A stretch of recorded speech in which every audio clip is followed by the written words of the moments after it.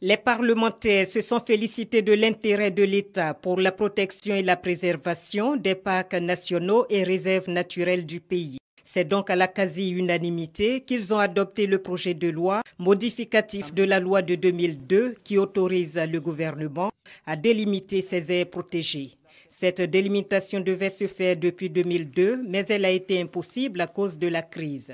Et ce temps de carence a eu de graves conséquences sur ces parcs et réserves de Côte d'Ivoire. C'est le cas du parc national de la Comoé, classé au patrimoine mondial de l'UNESCO, déclaré aujourd'hui patrimoine en péril. C'est aussi le cas pour le parc national du Mont Péco. Et justement, les députés ont voulu savoir l'impact de l'occupation d'Amadé Ourémy sur ce parc. Nous nous sommes tous réjouis du fait que le sieur Amadé Ourémy ait été mis aux arrêts.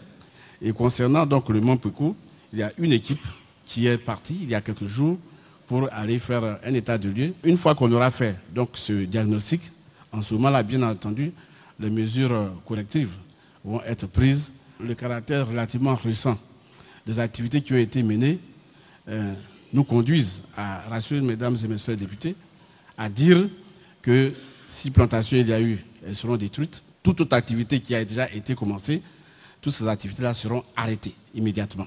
Concernant la surveillance de ces aires protégées, le ministre Alaquadio donne le ratio d'un agent des eaux et forêts pour 5000 hectares. Pour combler cette insuffisance, le ministre de l'Environnement invite chaque citoyen à être un défenseur de l'environnement.